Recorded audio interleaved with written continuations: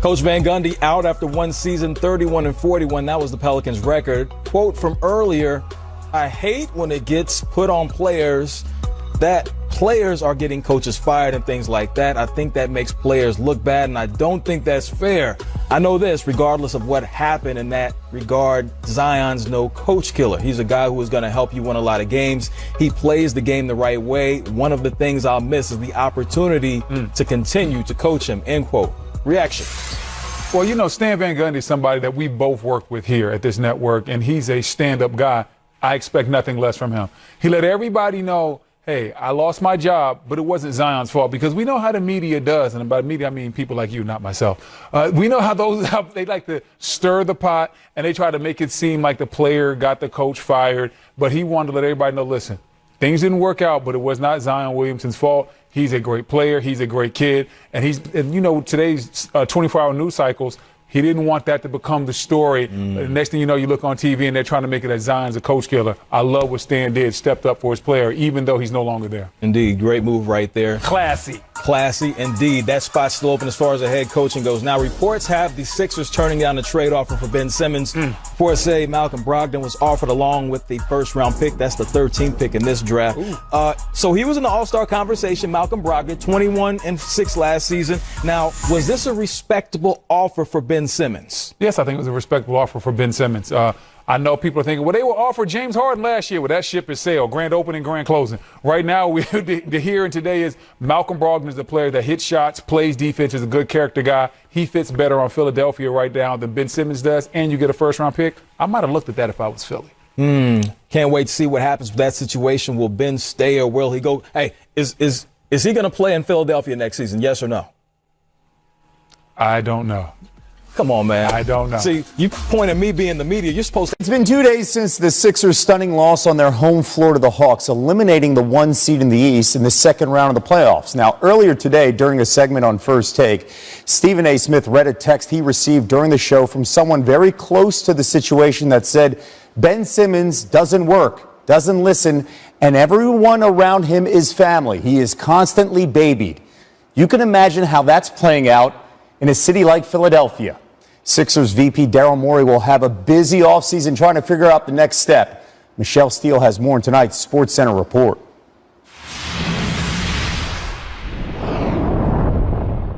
It is a stunner in South Philly.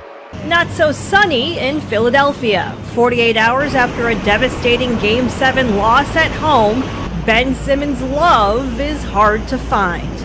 I've never been more embarrassed for an athlete in my life watching sports, more than I did Ben Simmons in this series. I'm still stunned sitting here that we didn't win the Game 7 at home. Sixers president of basketball operations Daryl Morey facing lots of questions about the team's max contract point guard who was MIA offensively from the field and the foul line. Can you tell us that Ben Simmons will be a 76er next season? Not addressing Ben Simmons, but any move that will help our team win the championship or improve our odds, we will look at and do if it makes sense. This wasn't the process Sixers fans envisioned. Question marks surrounding a young, talented core after another second-round exit.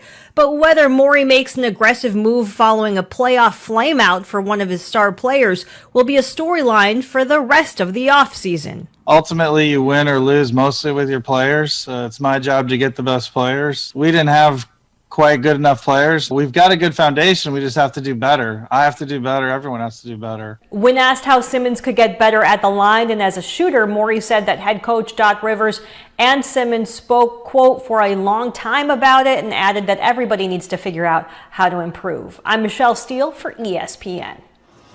All right, with that, we're going to bring Stephen A. Smith back in. We're getting ready for SportsCenter at Stephen A. top of the hour right here on ESPN. We just saw Daryl Morey featured prominently in that piece, Stephen A. Ben Simmons' draft stock has never been lower. What would your advice to Morey be right now?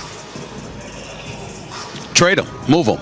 I said it a couple of days ago. I said it yesterday. I didn't stutter either day, and I ain't stuttering now. Ben Simmons needs to go. He doesn't need to be in Philadelphia any longer. It's not because he can't play. He was my defensive player of the year. I had a vote. That's who I voted for, not Rudy Gobert. Rudy Gobert was second on the list. Ben Simmons was first. He should be the defensive player of the year. Going downhill, he's an absolutely elite player. He's 24 years of age. He's 6'10". He's got a nasty handle. Passing skills, basketball IQ is very, very high. Incredibly unselfish. All of those things come along with it. You're not talking about giving up on him because he can't play. You're saying that at some point in time, that might not be the right environment for you because you were asking him for 4 years to improve his jump shot. He ignored coaches. He ignored assistant coaches. He ignored teammates. He ignored his agent. He ignored family members. He ignored everybody because he liked being in LA. He liked being in South Beach. He liked saying, I went to the gym to play as opposed to going to the gym to actually work on my game. And it came back to bite him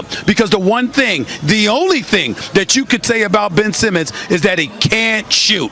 Period. We said it to Doc Rivers. We said it to Daryl Morey. We said it to Elton Brand. We said it to Joel Embiid. We said it to Tobias Harris. Everybody and every single person came to his defense until he threw him under the bus by putting forth that putrid offensive performance in the Eastern Conference semifinals. 5 games in a 7-game series, he did not even attempt a shot in the fourth quarter. 7 games in a series, he shot 34% from the field. I'm sorry, it was really 32%, but he shot 34% for the entire postseason from the free throw line. In an era in which, or in a lifetime in which we've seen Kareem Abdul-Jabbar, I'm sorry, not Kareem, Shaq, Wilt Chamberlain, and others struggle horridly from the free throw line.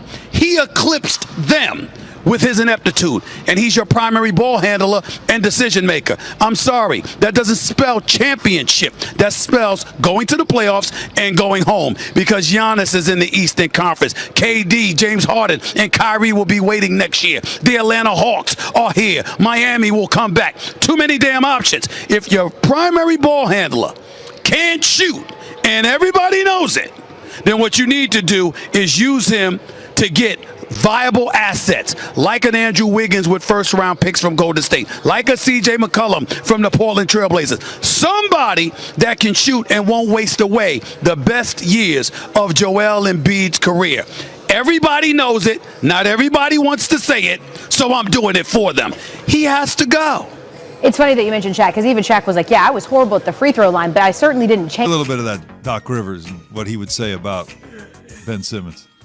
Well, you know, the thing about being right now is we're gonna work with him, man. I really like the kid. He's got some tools, and you know, Sam is gonna work with him a little bit in the shooting. And you don't want to ever give up on the guy that you feel you could use in trade bait. No. That is so on point. Like, that's a really good Doc Rivers. Now, can you do Mike Tannenbaum? Oh God! Stop. Take it. Man, we all stop, man. You gave us the vowels. You gave us every vowel there, Alan. What? It was funny, Doc. Now, see, that's Doc was really good though. Now, I hope that dry shredded wheat stays stuck in your throat. You look like this is what happened to Doc. I don't know if you caught it, Alan. On that right now. So when he first came out and was like, I'm not sure Ben Simmons is a championship point guard. Yeah. And then the next day, you saw him quickly change up that tone, right? We had because now you have to sell. You have to sell. So yeah, well, you devalue because an asset. The first statement was an emotional statement. Though. I know. The first one is emotion. You're still, you got that, you know, and you get to working out, and you're done working out, and you sit there, and you still feel that steam coming off your body. That's where he was at with Ben Simmons initially. And then he realized when it calmed down, Jay, he was like, oh, look, damn.